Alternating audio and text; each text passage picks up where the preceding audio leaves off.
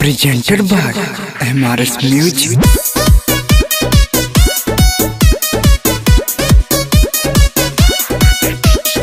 Mahima DJ.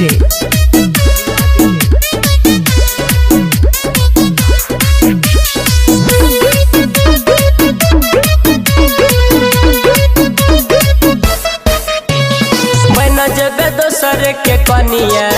होतौ चुहुमानो बना जग दोसर के कनिया होतौ चुहुमानो ओही दिन जाइतो गे पगली ओही दिन जाइतो गे पगली हमारा पहाड़ाना ओही दिन जाइतो गे पगली हमारा पहाड़ाना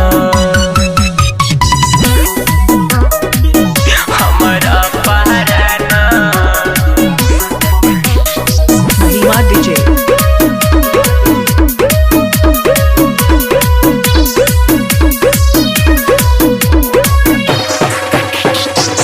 आगे रतिया भरा जागी गे जागी आगे करे रही सुन बतावागे आगे कोई से अब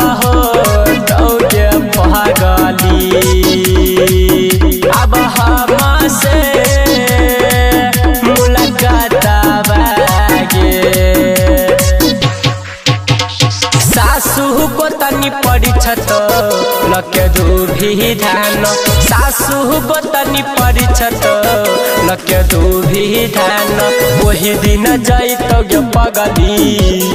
वही दिन जाइतो गे पगली हमारा पहराना वही दिन जाइतो गे पगली हमारा पहराना हमारा पहराना Mahima DJ.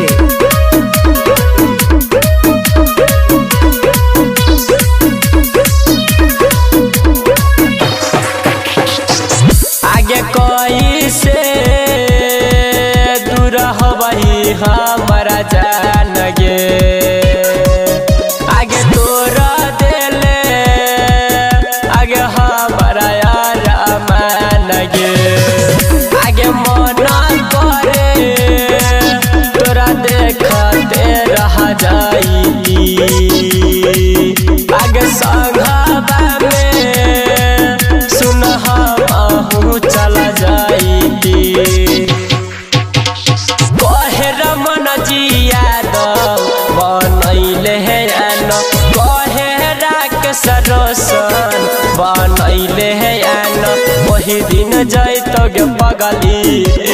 वही दिन जाइतो गे पगली हमारा पहराना वही दिन जाइतो